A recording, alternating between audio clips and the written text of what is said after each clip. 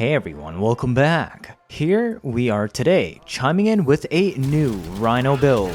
Two, in fact, with similar setups, but play very differently. This one comes courtesy of my awesome mod and friend ChrisTheThunder, so make sure you thank him the next time you see him. One for gunplay, one for melee play, or at least that's how I felt they catered towards. His name for these two monstrosities? This one is the Anvil of Dawn Rhino, a blinding beacon of justice that spares no villain, and the other, a more brutal and savage Warhammer Rhino, for when no amount of CC is enough CC, and all you want to see are your enemies floating helplessly in the air as you mow each of them down. Together, these builds feel a bit different than what I usually provide, and I suspect you will enjoy them greatly also. Both loadouts are focused on stunning, blinding, and knocking down enemies everywhere non-stop with tons of leeways for your playstyle. Instead of constantly dancing with danger close, you become your own god of your domain. Make no mistake, this Rhino answers to no one. Are you ready?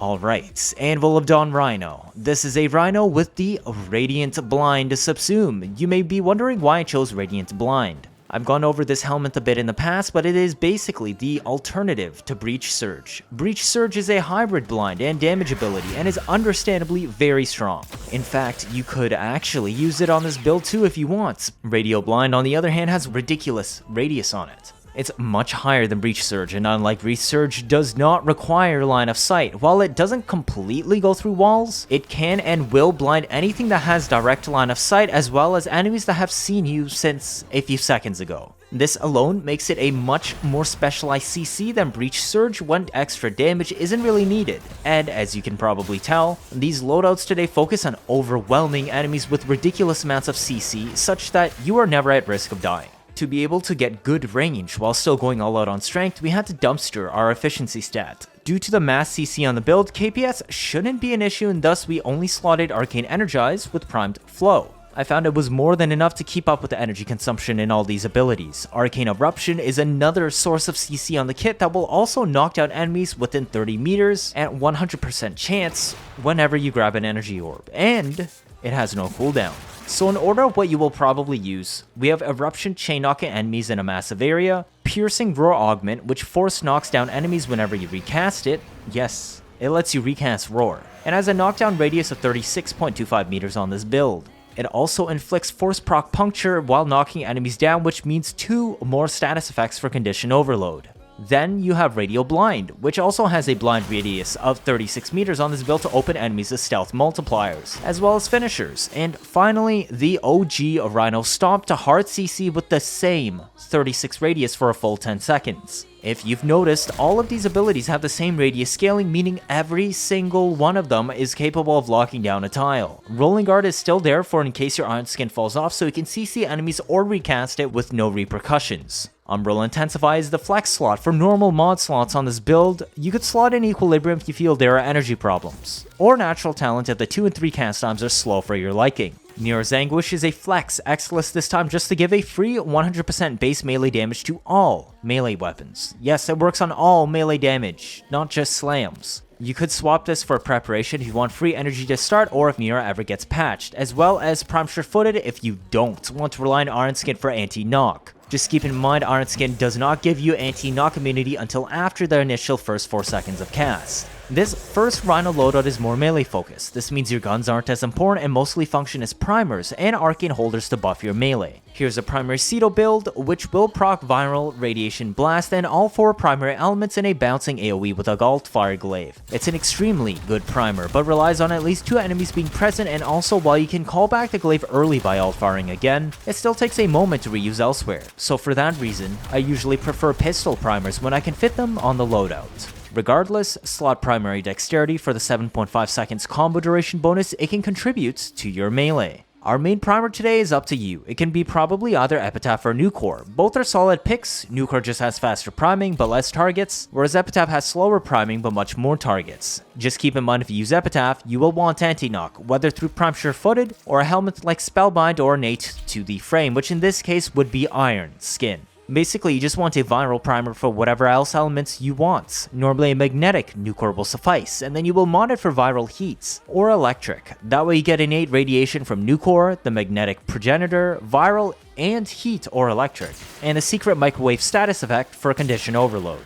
Epitaph, on the other hand, can proc even more elements, covering radiation, viral, blast, and force proc cold on the quick shot. This is a total of 4 elements, but if you can hit priority targets directly to also proc IPS, then you'll have 7 elements on them. Regardless of the primer you pick, you will also still bring secondary dexterity once again for our melee 7.5 second extra combo duration. The melee I chose today, Gunsen. War fans don't get too much attention these days. Or if they do, it's just Quasis because of the insane knife throw 4/ procs it can do, but it is still a little bit clunky. The thing is, all war fans are good, they just serve different purposes. Quasis is the best knife throw fan. Spinoza is the best status proc armor stripper with hybrid DPS, and Gunsen is the best warfan used as an actual regular melee weapon. Why is this? Well, it has slightly lackluster base crit chance, but warfan stances hit extremely fast and multiple times to make up for it. You will still reach 86.4% crit chance on this build. Gunsen is also massively slash weighted and has reasonably high base status at 28%. This build reaches 159.6 status at 12x combo. On top of these lethal slash procs, the stance itself also has force proc slash, and look at these stance modifiers. The end of the combo has a 300% force proc slash, and it only takes 2.5 seconds to go through the entire combo, and also has one of the highest stance modifiers in the game at 778.2% normalized damage per second. Look at how many hits there are in this stance. A testament to the true attack speed of warfans, with Gunsen even naturally sitting at 1.17. This makes it extremely easy for it to pile on slash procs as well as viral if you go that route. We have the mandatory primed reach to extend our bleed procs potential and condition overload to scale off all of those juicy primer status procs, as well as whatever procs our helmet gives. In fact, with a primer, you can actually remove viral on this build to do even more damage. These 2 slots can be exchanged for gladiator mites and primed fury. This Prime Fury slot is a true flex since Gunsen is already so fast. You could go even further with Berserker Fury instead to pile on even more attack speed since bleeding enemies out isn't that hard with Gunsen, or you could go Spring Loaded Blade route for even more range to maximize KPS with 6.7 meter range bleeds, and obviously the Prime Smite for 2.4 times more damage on bleeds. Let's showcase the damage, and then some Steel Path. First, the Gunsen that has viral on it. You get some easy nice slash procs all over the place and they die very easily, especially with roller in play, which acts like a universal bane, meaning it also double dips on these dots. One interesting interaction is whenever you knock down an enemy with his loadout, you can do a ground finisher with Gunsen. Warfan ground finishers are easy to pull off with forward E and are a bit different in that it doesn't target the enemy directly, but rather has a small wind-up and a horizontal swipe, so you can actually hit multiple enemies with this. Say imagine with Magus Anomaly. On top of that, this ground finisher has a 1000% stance multiplier and force proc slash, and you can even still proc another slash from Weeping Wounds. It does ridiculous amounts of damage and you can be used to deal with peskier enemies easily. Even without a primer, the ground finisher with minimal status effect still bleeds for several 100,000 damage. Otherwise, you can alternate between spamming E and forward E, as both do massive amounts of damage and allows you to preserve your momentum and direction. For the primer showcase on a pure slash Gunsen, the extra benefit of using Epitaph is that it also force procs cold and slows down the enemies being knocked down when you cast Roar, proc Eruption, you stomp, etc. This extends the window you can perform the ground finisher with forward E, making it much more reliable for dealing with elite enemies such as at level cap. On top of that, the massive extra amounts of status procs scale into condition overload even better, letting you easily do well over 1 million in bleed procs on a casual ground finisher. And this is basically your way to execute enemy and endurance runs without needing to build around heavy attacks. Sure, you could build for tens of millions if you went all in and built for heavy, but here we are with a light attack build with CC knockdown spam everywhere that still lets you bleed for millions without extra weapon investment and clunkier windups. For how it handles in Steel Path, well, I think this footage can speak for itself. Gunsen is an insanely strong melee and I feel it is heavily underrated these days. It even has a 1.35 disposition, so if you can manage to snag a Riven for it, you can make it even more broken. The combination of 80% base slash weight, serviceable crits and high status, insane stance multipliers and force slash with a multi-hit fast weapon without interrupting movement or momentum, In my eyes, this makes it the sleeper melee that I greatly enjoy using. Now how about that second Rhino build we were talking about earlier, the Warhammer RHINO?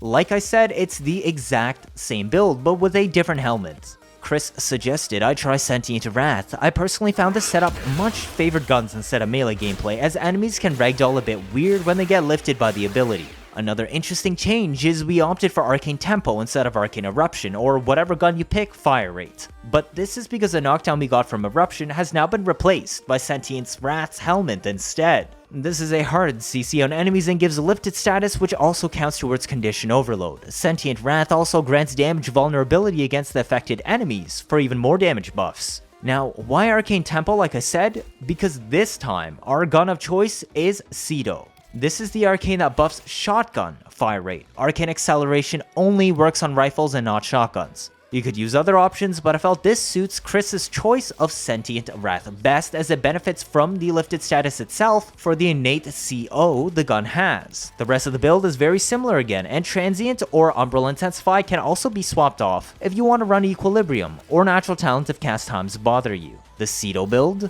Well, this is the only weapon we'll really be using on this loadout. You have a couple options. This is a baneless Cedo and viral hunter munitions. It works pretty well against all factions due to the innate condition overload multiplier on the weapon, and stacking it with galvanized savvy as well. For KPS reasons to mow down the enemies, I have opted for Seeking Force, as punch through turns this mostly single target weapon into a crowd killer. Now you'll be able to hit the enemies in the back that were affected by the alt-fire glaive as well. If you want raw DPS instead to deal with, say, endurance level cap, you would run a Bane instead of Seeking Force. The Bane will also double dip the slash procs from hunter munitions here. If you want a hybrid build for just base steel path where you can shred trash mobs as well as the Acolyte, this would be the rare corrosive slash build where you leave Seeking Force here, but to eschew the viral for corrosive. Now just keep in mind a viral slash build will use Merciless. A pure corrosive build would use Deadhead. A corrosive slash build can use either. Generally, I would recommend just bringing a separate weapon to deal with acolytes than doing something like this, but it is an option. You can also go pure corrosive and replace this hunter munitions with a Bane too if you want to maximize KPS against base level steel path enemies. Basically, viral slash with punch through and no Bane for slash KPS, viral slash with Bane and no punch through for DPS on endurance, corrosive slash with no Bane for small scaling steel path KPS and to deal with the acolyte, and pure corrosive if you don't need it to scale past base steel path KPS at all, and shredding acolytes.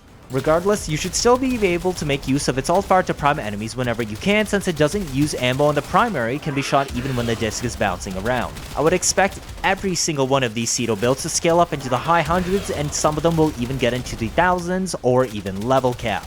Both loadouts you can take Xeneric for energizing dash, as the cast cost can be expensive. The Gunsen loadout with Radial Blind focuses on melee DPS, so Nearmon isn't needed since you'll be hitting enemies constantly anyways. And the companion? Well, it should be obvious we're just sticking to the usual Panzer. Viral Quills to spread spores for status, Martyr to save you in a pinch, Panzer to give it infinite lives, Tech Assault so that I can avoid lethal hits, which includes Martyr Symbiosis procs, Synth to holster reload if you ever need it, as well as Pet Assist to spawn health orbs. Viral Quills will get pet assist on everything, so Synth Fiber will let you pick these up even at full HP, which is super handy when an Iron Skin is up and you're invulnerable. This is the synergy that works well for energy if you give up one of these strength mods on Rhino for Equilibrium. If you're on the Radial Blind setup, Gunsen will constantly heal your Panzer as well because of Pack Leader.